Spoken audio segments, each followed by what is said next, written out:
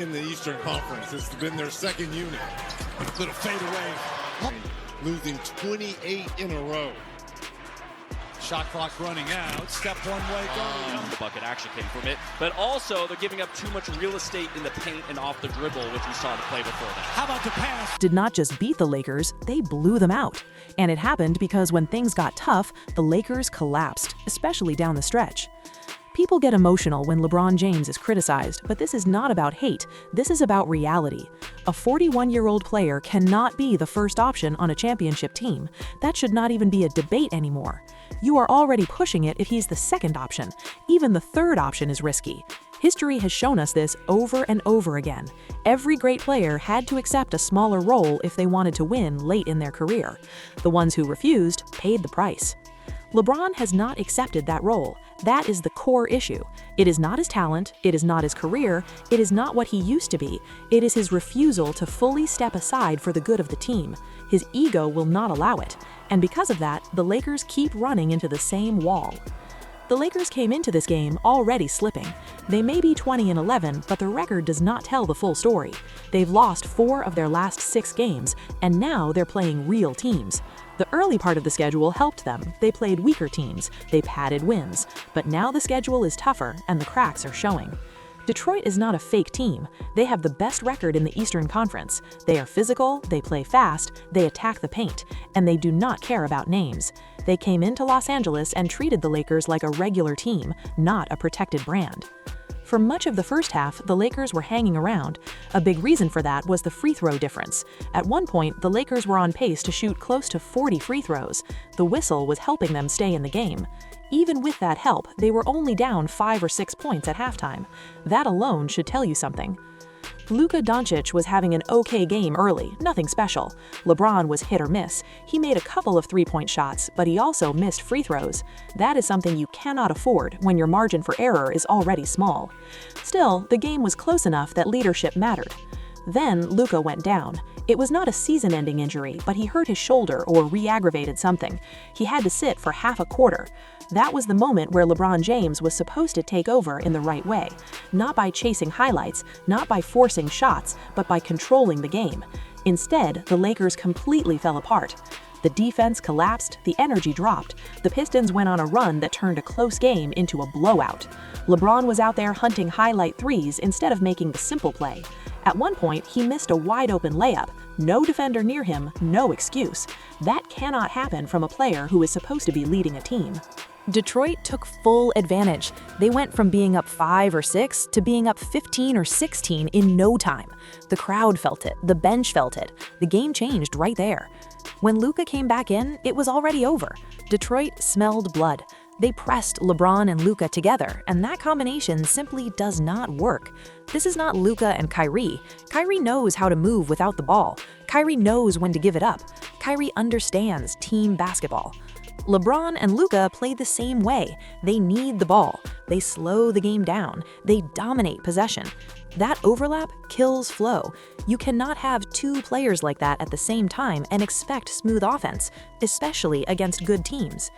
Luka scored 30 points, but the numbers do not tell the full story.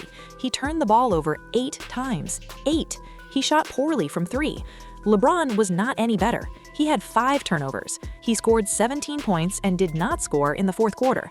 He shot 2 of 5 from the free throw line, 3 of 10 from three-point range, a plus-minus of -16. -16. People love to bring up stats when it helps their argument, so let's talk about plus-minus. For the season, LeBron is plus 54. Sounds nice, right? Now compare that to Michael Jordan in his final season with the Wizards. That Wizards team was not good. They finished 37 and 45. Jordan did not have help, yet he finished the season with a plus 6. Context matters. The Lakers gave up 128 points. In today's NBA, scoring 103 points is not enough to win, period. You cannot defend that. Detroit shot 63% from the floor. They killed the Lakers in the paint. They shot 46% from 3. Cade Cunningham had 27 points, shot 12 of 19, and handed out 11 assists. He controlled the game. Detroit had 18 turnovers, which is usually their weakness, but the Lakers matched them with 20 turnovers of their own. That is unacceptable basketball. The Lakers also shot 31 free throws and only made 68% of them. That is wasted help. This team does not look the same, and it has not looked the same since Austin Reeves went out. But even more than that, it has not looked the same since LeBron came back. That is the part people do not want to talk about. Before that, the offense looked more crisp, the ball moved better. The defense, which was never great, did not look this bad. You can try to spin it, you can blame injuries, you can blame chemistry, but the timing is clear. The team changed when he returned. That is the truth. This is not new. This has followed him for years. Teams adjust to him, not the other way around. Systems bend to him even when they should not. Younger players hesitate, coaches hesitate. Everything becomes about fitting around one player instead of building the best team. At some point, accountability has to matter. Another thing that needs to be said is the broadcast. Listening to commentary glaze LeBron every single game is exhausting. It feels like certain announcers are rooting instead of analyzing. Every mistake gets excused, every miss turns into a story about age instead of performance. Basketball coverage used to be better. In the past, great players were praised, but they were also criticized when they played poorly. Nobody was protected, nobody was untouchable. That balance is gone now. LeBron James did not play well. Luka did not play well. The defense collapsed. There was no pride, no heart, no pushback. When Detroit stepped on the gas, the Lakers folded. This team is done as currently built. It does not matter that they are 20 and 11. You can see it with your eyes. The energy is off. The fit is wrong. The leadership is not working. Rumors about LeBron rowing to Golden State are already starting. That alone tells you everything. Instead of fixing the team, the conversation shifts to escape routes. That is not how winning cultures operate. At this stage, the Lakers would be better off blowing it up, resetting, building around younger players who can run, defend, and grow together. Holding on to a name because of nostalgia is how franchises stay stuck. LeBron James had an incredible career. That is not up for debate. But right now, he is washed in terms of being a top option on a contender. That does not mean he cannot help a team. It means his role must change.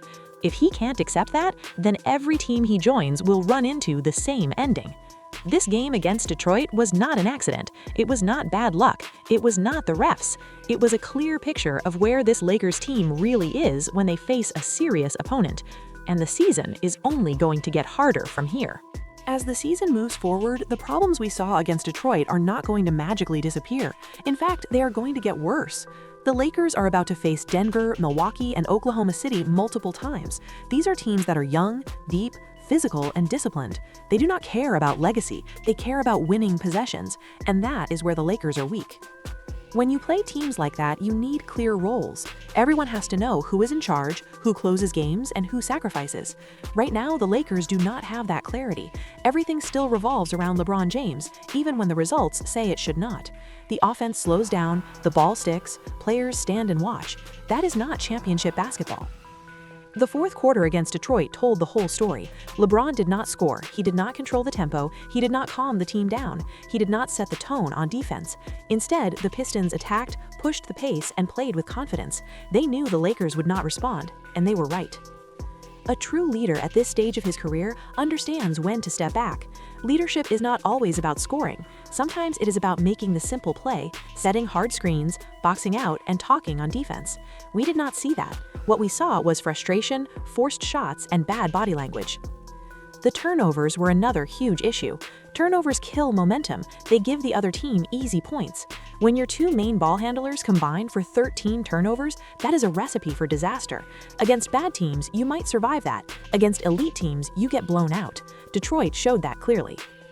Defense was even worse. The Lakers had no resistance in the paint. Detroit walked into layups and dunks. Help defense was late, rotations were slow, closeouts were lazy. These are effort issues, not talent issues. That is what makes it more concerning. You cannot blame age for missed rotations. You cannot blame injuries for lack of effort. These are choices being made on the floor, and when the best player does not set the standard, nobody else will. Another thing people ignore is how younger players react. When young players see a star ignore defense or take bad shots without consequences, they stop buying in, they stop trusting the system, they start playing for themselves. That is how teams fall apart quietly. The Lakers bench felt lifeless in that game. No energy, no spark, no urgency. Compare that to Detroit's bench, which was loud, active, and engaged. That difference matters over the course of a season.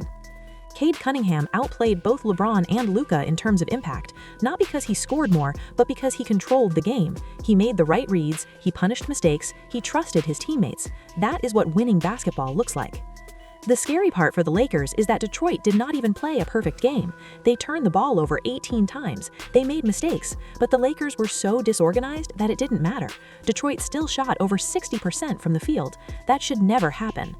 Free throws were another missed opportunity. When you shoot 31 free throws and still lose by double digits, that is embarrassing. Free throws are supposed to stop runs. They are supposed to slow the game down. The Lakers wasted them. This idea that LeBron can flip a switch later in the season needs to stop. That was maybe 5 or 6 years ago. It is not true now. The body does not respond the same way. The recovery is slower, the margin for error is smaller.